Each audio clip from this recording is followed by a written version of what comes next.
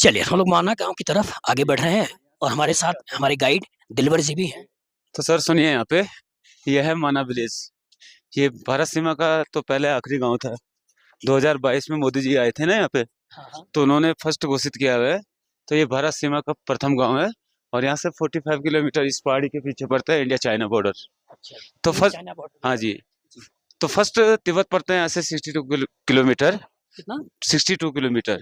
जो तिब्बत यहाँ से 60 हाँ, किलोमीटर। जो अच्छा, 1962 वॉर में चाइना ने अटैक कर लिया था। ठीक है। तो मतलब अब सिंगल बॉर्डर है इंडिया चाइना का। अच्छा, पीछे आते समय आपको एक ग्रीन बोर्ड देखा होगा ना आपने, हाँ, जिसपे इंडिया फर्स्ट विलेज लिखा हुआ है। हाँ, देखा। तो वहीं से सर ये ऊपर से इंडियन बॉर्डर रोड जा रही है, जिसमें civil not allowed, only army के लिए है वो। अच्छा, जी। ठीक है। और सामने जो ये पहाड़ी दिख रही है ना अभी आपको, तो ये सर नारायण पर्वत है। नारायण। हाँ जी, और ये पीछे साइड में है, ये नर पर्वत है, नर नारायण। ये कौन सा पर्वत है? ये नर पर्वत है। अच्छा, ये नर और ये हाँ नारायण। जी, और ये नारायण है सर। ये सतयुग में नर नारायण रूप और होता ये है। बड़ा अच्छा लग रहा है मुझे ये पर्वत, ये पहाड़ जो है, इसमें बर्फ आइस बर्फ लगा जमी हुआ है। हुई है ना, तो सर यह है शेषनाग पर्वत कहते हैं इसको। इसको शेषनाग और पर्वत। इसी के पीछे पड़ता है आपका नीलकंठ पर्वत। अच्छा, इसी के पीछे नीलकंठ। हाँ जी, जो बद्रीनाथ से दिखेगा आपको। अच्छा, जी। जो सबसे पहले सूर्य की किरण जाती है ना सुबह, हाँ, तो उस समय सर वो गोल्डन कलर का बन जाता है नीलकंठ पर्वत। अच्छा, ठीक है, नीलकंठ के पीछे ही केदारनाथ है सिर्फ। ठीक है। तो क्या बद्रीनाथ से केदारनाथ के लिए डायरेक्ट भी कोई पैदल मार्ग भी है क्या? कहते हैं सर, कई वर्ष पहले हाँ, बद्री और केदारनाथ की पूजा एक ही पुजारी कर लेता था। अच्छा, एक ही पुजारी कर हाँ लेता जी। था। तो बद्रीनाथ के जो मेन पुजारी होते हैं, हाँ, हाँ, वो साउथ इंडियन के केरल लंबोदरी परिवार से होते हैं यहाँ पे। सही बात। और जो मतलब वो शुद्ध शाकाहारी होते हैं। हाँ, हाँ, तो जैसे ही बद्री की पूजा करके अब केदारनाथ की ओर जा रहे थे, ठीक है। तो उन्होंने कुछ रास्ते में कुछ जंगली फल खा लिए, अच्छा, जिसमें से कीट रह गया था। तो ठीक उनके है। मुंह में मतलब मांस का टुकड़ा लग गया। तो अच्छा, तभी से मतलब नीलकंठ पर्वत उत्पन्न हो गया बीच में। अच्छा, और तो तभी जैसे से कि बद्री और केदारनाथ के रास्ते अलग अलग हो गए। सीधे में जाओगे तो ज्यादा नहीं है, 20-25 किलोमीटर की दूरी पड़ता है हाँ, वही बद्रीनाथ मुझे के लग रहा पीछे। था कि पर्वत को उस पार देखा जाए तो जी। केदारनाथ आ जी जाएगा। सर। गाँव को क्लोज करने का 16 नवंबर फिक्स डेट हाँ होता जी, है। दीपावली के बाद हमेशा मतलब 16 नवंबर फिक्स डेट है। अच्छा, तो मतलब 6 मंथ ये पूरा गांव खाली हो जाता है। ठीक है, और फिर हल्का का गाँव? आते समय आपको डिस्ट्रिक्ट चमोली पड़ा होगा ना। हाँ, चमोली पड़ा तो है। चमोली के ऊपर ठीक गोपेश्वर पड़ता है। हाँ, गोपेश्वर तो पड़ता है। 6 मंथ गोपेश्वर रहते हैं सभी लोग, मतलब 2 जगह घर होते हैं सभी लोगों के यहाँ पे। अच्छा, तो जैसे दिसंबर जनवरी में मतलब जहाँ पे अभी चल रहे हो ना आप, जमीन में, ठीक है। तो 15-16 फुट बर्फ पड़ता है, जो कि मकान का तक यहाँ शरीर पे। पूरा ही ढक जाता होगा। जी हाँ, पता नहीं चलता यहाँ पे। हुँ, और और नीचे गिर जाए तो पूरा नीचे ही आ जाएगा जी, वो। और सर जो ये टेम्पल दिख रहा है ना अभी आपको, हाँ, तो ये है श्री घंटाकर्ण महावीर का मंदिर। अच्छा, तो ये गांव के कुल देवता है। और अच्छा, बद्री विशाल के क्षेत्र रक्षक है क्षेत्रपाल। अच्छा, ये क्षेत्र। बद्रीनाथ दर्शन किया आप लोगों ने? तो मतलब दाएं साइड में भी देखी एक होगी देखा इनकी था क्षेत्रपाल जी। हाँ, व्हाइट कलर की मूर्ति, हाँ, वही है सर। दर्शन कर लो आप।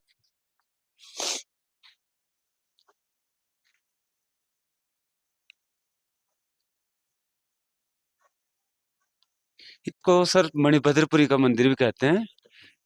तो मतलब ये मंदिर की जो आस्था है ना सर, तो कोई भी मतलब यहाँ पे कामना करके आ जाता है ना, हाँ, तो उनपे मतलब धन वैभव का कमी नहीं होती है। अच्छा, ये जी हाँ। भीमपुर। जी। यहाँ पे सर 6 पॉइंट है ना। हाँ, गणेश गुफा आएगा, अच्छा, ब्यास गुफा है। ठीक है। तो और भारत की प्रथम चाय की दुकान में यहाँ पे। और भारत की सर, पहली चाय। हाँ जी, और सरस्वती का उद्गम स्थल है। अच्छा, भीमपुल है। हुँ, कैलाश मानसरोवर का जल भी आता है इस यहाँ पे, जिसका आचमन करवाएंगे आप ये आपको। अच्छा, और सरस्वती मंदिर है। मोक्ष द्वार का गेट है। ठीक है, और पांडवों की मूर्ति लगी है सर आगे। अच्छा। तो भीम जी ऐसा माना जाता है कि यहाँ पे उन्होंने हाँ जी। मुल्क बना दिया था। जब पांडव लोग जा रहे थे ना हाँ, यहाँ से आगे, ठीक है। तो जो सरस्वती का जो स्टार्टिंग पॉइंट है ना, हाँ, तो वहाँ पे बहुत तेज फ्लोर से बहती है सरस्वती। ठीक है, तो वहाँ पे द्रौपदी जी डर गई थी, नदी को क्रॉस नहीं कर पाई। तो भीम जी ने एक विशाल पत्थर की शिला रखी है सिंगल, अच्छा, जो कि ब्रिज बना दिया था द्रौपदी के लिए। तब जाके द्रौपदी वहां से पार हुई थी। अच्छा, और ये जो बीच वाली पहाड़ी दिख रही है भी आपको, तो सर इसको कहते हैं अलकापुरी पर्वत। अलकापुरी। हाँ जी, ये कुबेर जी की राजधानी है सर अलकापुरी। अच्छा, और अलकनंदा नदी का स्टार्टिंग पॉइंट भी अलकापुरी से है सर। अच्छा, यहाँ से 9 किलोमीटर का ट्रैक पड़ता है। और ये जो येलो एंड व्हाइट कलर का जो टेम्पल दिख रहा है ना अभी सामने, हाँ, ये वाला। जिसपे रेड एंड व्हाइट कलर का फ्लैग लगा हुआ है, तो ये माता मूर्ति का मंदिर है सर। ये नारायण भगवान की माँ है। अच्छा। तो यहाँ पे साल भर में एक बार सितंबर के महीने में बावन द्वादशी का बहुत बड़ा मेला लगता है। उस दिन बद्री स्थल के जो मेन पुजारी है राहुल जी, तो नारायण जी की मूर्ति के साथ इस स्थल पे आते हैं और उस दिन माता का श्राद्ध मनाते हैं और साथ ही यहाँ पे सांस्कृतिक कार्यक्रम भी चलते हैं। अच्छा। ये 4 सितंबर को था सर इस बार यहाँ पे बावन द्वादशी का मेला। ठीक है। कोई श्राद्ध यहाँ श्राद्ध पितृपक्ष में आता है सर ये मेला यहाँ पे। तो पितृपक्ष में भी लोग यहाँ पे आते हैं? हाँ जी हाँ। यहाँ पितृपक्ष में जो पिंड जो पूर्वजों का मतलब जो पिंडदान होता है ना यहाँ पे ब्रह्म कपाल, हाँ जी। तो इसके लिए आते हैं सर। पितृपक्ष में बहुत सारे लोग गया की तरफ चले जी जाते जी। हैं। और यहाँ पे तो सर सबसे बड़ा धाम बहुत सर्वोच्च माना जाता है यहाँ पे पिंडदान करना है। अच्छा। बद्रीनाथ धाम में, क्योंकि मोक्ष धाम यही है। अच्छा। भारत का सबसे बड़ा धाम है जी। और सामने इधर देख लीजिए सर, ये जो येलो कलर की जो मूर्ति लगी हुई है ना आगे पहाड़ी पे, तो ये 5 भाई पांडव द्रौपदी जी की है। तो यही से पांडव लोग, इसी रास्ते से पांडव लोग आगे मोक्ष द्वार के लिए गए थे। अच्छा, ये लोग हाँ जी। तो लेकिन 5 पांडव द्रौपदी में से सिर्फ धर्मराज युधिष्ठिर को ही शरीर सहित मोक्ष मिला था। बाकी 4 भाई पांडव और द्रौपदी का इसके आगे चलते चलते देहांत होता गया। तो आज भी मतलब स्वर्गारोहणी जो पहाड़ी है ना, तो 3 सीढ़ियां आज भी नजर आती है स्वर्ग की, हमेशा आइस की बनी रहती है। तो इसी रूट से ये जो माता मूर्ति मंदिर है ना सर, तो यहीं से स्टार्ट होती है स्वर्गारोहण की यात्रा। यहाँ से 25 किलोमीटर का ट्रैक है, तो 5 डेज लगते हैं उसके लिए आने जाने में। उसके लिए tent, sleeping bag, guide, porter, खाना पीना जो भी है सब यहीं से अरेंज करके जाते हैं। सिर्फ मेडिकली फिट होना पड़ता है वहाँ के लिए, क्योंकि ये ट्रैक कब से चालू होता है? ये सर वैसे तो 6 मंथ खुला रहता है, मई से और नवंबर तक, दीपावली तक। लेकिन जो बेस्ट जो मंथ है उसके लिए तो यही है सितंबर अक्टूबर। इसमें बर्फ पड़ना चालू हो जाता होगा? बर्फ तो सर अब कभी भी बर्फ पड़ सकती है, शाम को भी बर्फ आ सकती है यहाँ पे सितंबर के बाद। तो मतलब अभी जो यात्रा है तो मतलब थोड़ा स्नोफॉल होता है, लेकिन कोई रिस्क नहीं होता है आगे जी। और ये सामने इधर आ जाइए, ये जो राइट हैंड से जो रिवर आ रही है ना सर, ये है सर सरस्वती रिवर। हाँ जी, और ऊपरली साइड से आ रही है वो अलकनंदा रिवर है सर। अच्छा, दोनों का जो संगम हो रहा है ना यहाँ पे, सही बात। तो इसको केशव प्रयाग कहते हैं। सरस्वती यहीं पे एंड हो जाती है, यहाँ से फिर अलकनंदा ये सरस्वती वाली है। हाँ जी, उधर वाली जी हाँ, अलकनंदा जी, सरस्वती अलकनंदा का ये संगम केशव प्रयाग कहते हैं इसको। तो मतलब सरस्वती यहीं पे एंड हो जाती है, यहाँ से आगे अलकनंदा का नाम आता है। सिर्फ ऑल इंडिया में माना विलेज में सरस्वती के सर 300 मीटर 300 मीटर साक्षात दर्शन मिलते हैं। जी हाँ, ओनली 300 मीटर। बाकी 2 भाग में डिस्ट्रीब्यूट होता है ना सरस्वती का जल स्टार्टिंग पॉइंट से। आधा पाताल से होके, वहीं से पाताल से होके निकलती है आपका सीधा प्रयागराज इलाहाबाद, जहाँ गंगा यमुना सरस्वती का त्रिवेणी संगम है। लेकिन प्रयागराज में गुप्त रूप में सरस्वती, और यहाँ पे स्टार्टिंग पॉइंट से सिर्फ 300 मीटर दिखती है। तो मतलब ये वेद व्यास जी द्वारा स्थापित किया हुआ है सरस्वती रिवर को। तो वो आपको गणेश गुफा में समझाएंगे फर्स्ट पॉइंट पे इसके बारे में। तो दिखना श्रापित है ये? हाँ जी, हम लोग के लिए तो मानव के लिए अच्छा है तो देखें। हाँ वो तो ज्ञान की देवी है सर सरस्वती माता। अगर जब वेद व्यास जी स्थापित कर देते थे ना, तो अंत में नारद जी आते हैं वेद व्यास जी के पास कि आपने ये सरस्वती माता को कैसे श्राप दे दिया कह के। अगर वो तो ज्ञान की देवी है कह के, ज्ञान नहीं रहेगा तो फिर तो कीजिए। हाँ, तो वो कहते हैं कि ठीक है, तो इसी कारण वो यहाँ से अंडरग्राउंड होकर निकलती है आपको सीधा फिर प्रयागराज में, तो कुछ दूरी तक दिख जाती है। जी हाँ। ये मंदिर आगे वाला किसका है? ये सर यहाँ पे जो है कुलदेवी का मंदिर है सर, गांव का कुलदेवी है ना। आजकल नवरात्र खुले हैं, तो आजकल पूजा पाठ हो रही है सर सारे मंदिरों में। जैसे ही ऊपर है दुर्गा माता का मंदिर है जी।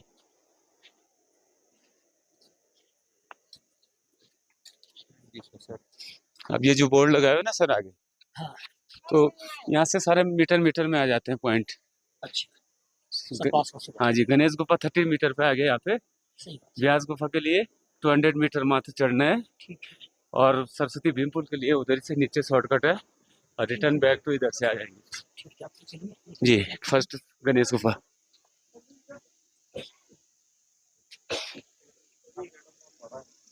तो गणेश गुफा की तरफ लोग। हाँ जी, यह फर्स्ट पॉइंट गणेश गुफा। और यहाँ से 150 मीटर ऊपर है वेद व्यास जी की गुफा है।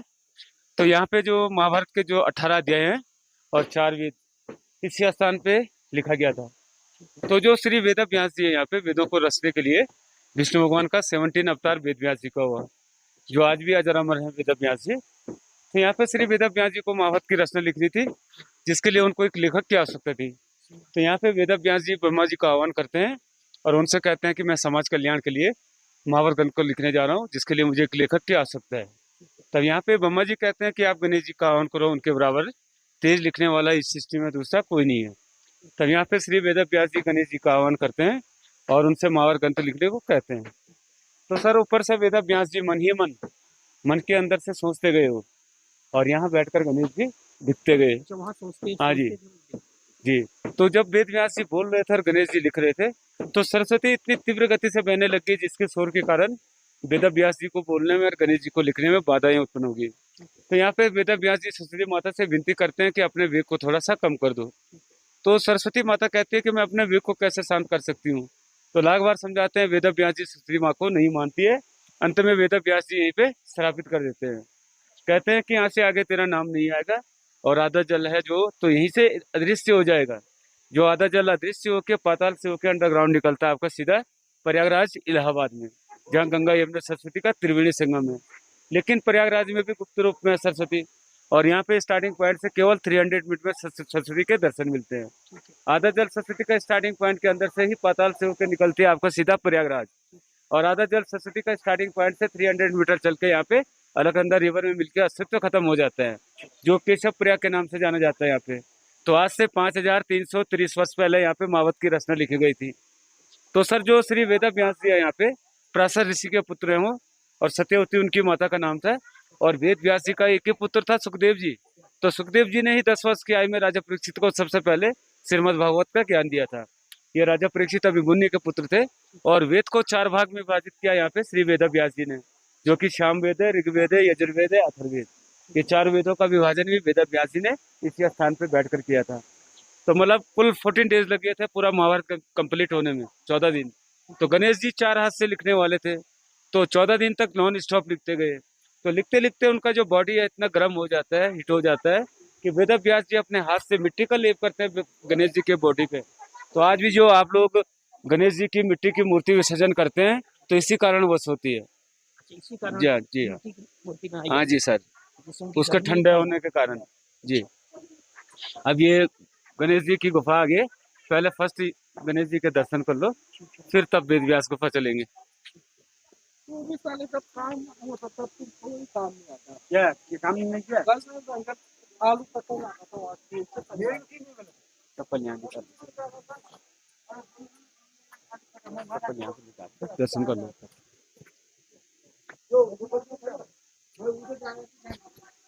काका भी है ना, काका कभी नहीं देखा। एक से एक काम, खड़ा ना मैं, एक से एक है देख। क्या माई तो 2 घंटा खड़े वाले तेरी कंडी लग गई, कोई बात नहीं। अगर इनकी कंडी लगी होती तो मैं बोलता नहीं था। कंडी नहीं लगने के बावजूद भी ये नहीं आ रहे। माँ की कसम मेरे को नहीं बोला, तेरे को नहीं बोला, पर जिन जिन से मैंने बोला लेकिन देखा है उनने किधर से आया, मैंने पूछा बंदे जाना है क्या? तो यहाँ से हम गणेश मंदिर से निकल गए। हाँ जी, गणेश गुफा से चलेंगे अब ऊपर। वेद व्यास जी की गुफा है, तो मतलब डिस्टेंस 150 मीटर का है सिर्फ गणेश गुफा और व्यास गुफा में। से व्यास जी की केवल 150 हाँ जी, ऑक्सीजन की लेवल भी कम है ना यहाँ पे। अब इसी लेवल से आप 10,133 फीट की हाइट पे हो। 10,133 फीट, फीट, 3,118 मीटर, 3,118 मीटर। यहाँ पे थोड़ा ऑक्सीजन लेवल भी थोड़ा कम है। यहाँ की व्यास पोथी लिखा है ना, यहाँ की व्यास गुफा जो ऊपर जी। ये सर भारत की प्रथम चाय की दुकान, इंडिया फर्स्ट टी शॉप। ये 45-46 साल पुरानी दुकान है। अच्छा, तो मतलब अभी भीमपुर में भी 3-4 दुकान इनके नाम से खुल गई है प्रथम चाय की, ठीक है। लेकिन जो प्रमाणित है यही दुकान है सर। और ये व्यास जी की गुफा है, सेकंड पॉइंट। तो इसी गुफा के अंदर वेद व्यास जी बैठे थे और यहीं से उन्होंने 18 अध्याय महाभारत की रचना बोली और नीचे गणेश जी ने लिखा। और ये पत्थर को देख लीजिए पीछे, कैसा लग रहा है आपको? बहुत अच्छा। बुक शेप में है, किताब की तरह, पन्ने बाय पन्ने। हाँ जी। पूरी लाइनिंग है। तो पहले ग्रंथों को भोजपत्र में लिखा जाता था ना सर, तो उस समय ये व्यास जी की पोथी थी, ग्रंथ की किताब थी भोजपत्र की, अच्छा, जो कलयुग के आते ही पत्थर में कन्वर्ट हो गई थी, स्टोन बन गया था, ठीक है, क्योंकि देवता भी कलयुग में पत्थर के रूप में आ गए थे सर। ठीक है। दर्शन करके आ जाओ। हैं? हम तो यही है भैया, डेली कितने बार आ रहे हैं इधर, तो बढ़िया गाइड करते हैं यहाँ पे, दिन के 3-4 चक्कर डेली। अच्छा, हाँ जी।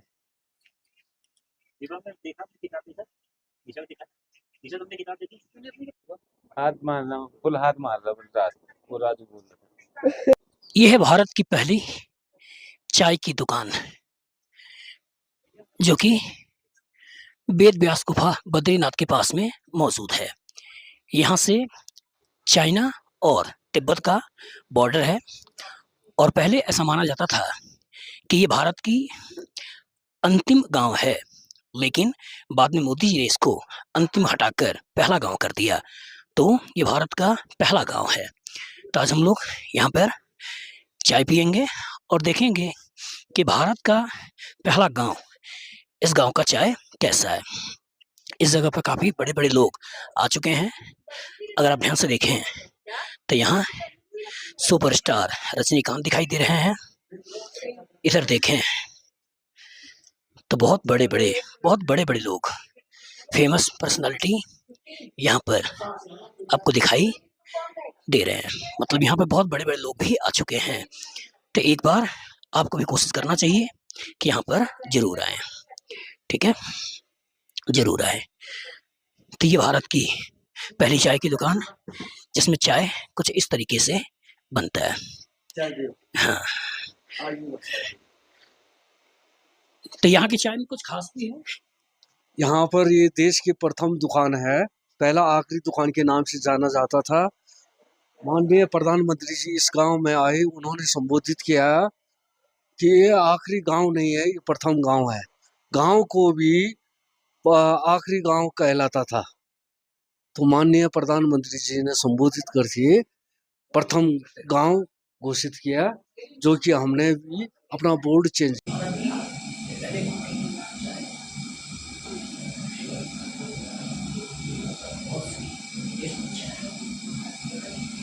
भारत के पहले गांव से अब हम लोग कहाँ चल रहे हैं? हाँ जी, जहाँ की मतलब अद्भुत नज़ारा है सरस्वती का वहाँ पे, और वहीं पे भीम पुल भी आएगा सर, और सरस्वती माता का मंदिर है, सुंदर मंदिर। अच्छा। और मानसरोवर का जल भी आता है वहाँ पे, जिसका आचमन करवाएंगे आपको एकदम। और मोक्ष द्वार का गेट है, जहाँ से पांडव लोग गए थे ना जिस रास्ते से मोक्ष के लिए। हाँ। और पांडवों की मूर्ति लगी है सर वहाँ पे। अच्छा। तो इसी रास्ते से यहाँ पे जो मूर्ति लगी है ना, हाँ। तो ये रास्ता दिख रहा है आपको, हाँ। इसी रास्ते से पांडव लोग आगे मोक्ष द्वार के लिए गए थे सर। अच्छा। और इसमें पड़ता है आपका 5 किलोमीटर आगे वसुधारा वाटरफॉल। ठीक है। तो मतलब वहाँ पे श्री अष्टवसु ऋषि ने हाँ। 1000 वर्ष तक तप किया था ना। अच्छा। और उनके तप के तेजस से सर वो वाटरफॉल ओपन हुआ है। तो उसकी धार्मिक मान्यता यह है, जो पुण्यात्मा लोग होंगे तो केवल उन्हीं के ऊपर वाटरफॉल पड़ेगा वहाँ पे जाके। अच्छा, सब पे पड़ता भी नहीं पे जल के छींटे बिल्कुल ऊपर। अच्छा, तो पढ़ते हैं छठ के लोगों पे? सर झरने के नीचे खड़े होंगे तो सभी पे पड़ेगा वहाँ पे जाके, लेकिन उसका जो 30-40 मीटर की दूरी पे खड़ा होना पड़ता है, तब जाके उसका प्रैक्टिकल पता चलता है आदमी को। ये जो धारा आ रही है ना सर सामने, ये कैलाश मानसरोवर की धारा है सर। कैलाश मानसरोवर से आता है ये जल यहाँ। हाँ जी, ये 62 किलोमीटर पड़ता है सर इस पहाड़ी के पीछे कैलाश मानसरोवर। आचमन कर लेना आप।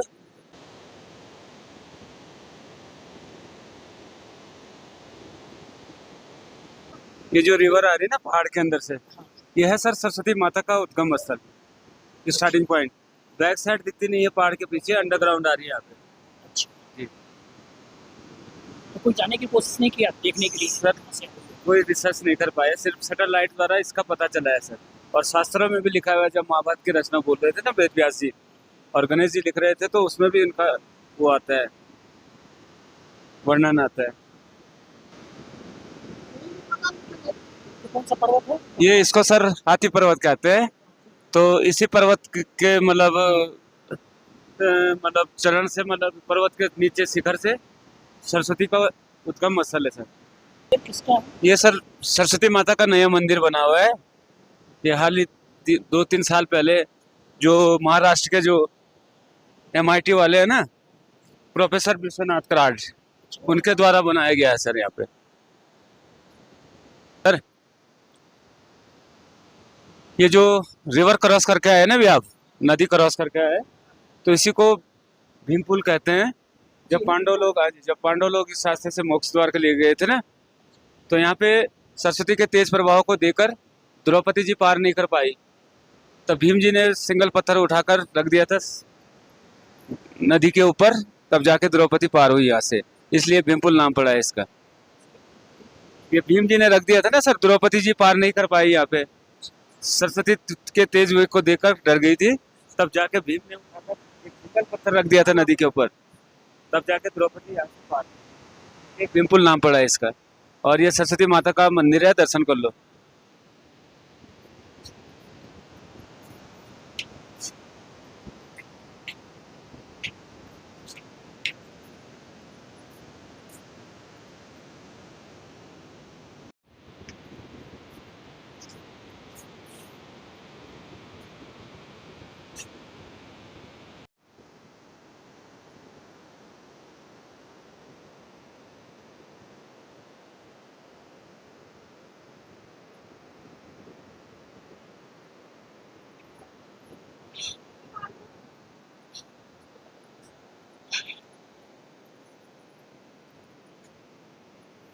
यह है सर स्वर्गारोहण मार्ग है ना, तो इसी मार्ग से पांडव लोग गए थे आगे मोक्ष के लिए।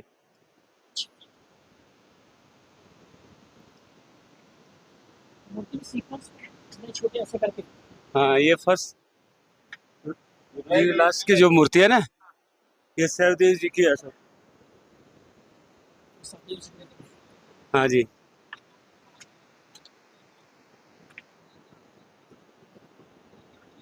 और ये द्रौपदी जी, महारानी द्रौपदी जी है सामने। और ये नीतिमान नकुल है, नकुल जी।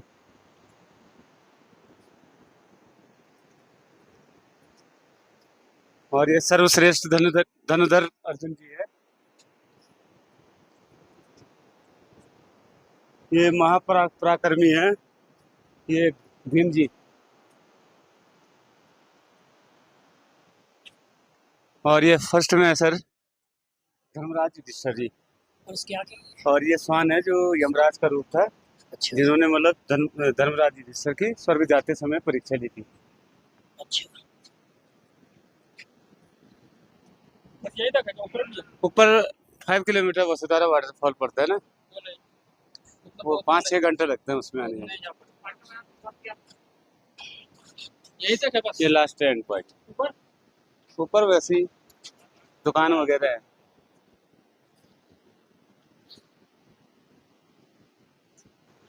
बहुत ही अच्छा, बहुत ही प्यारा।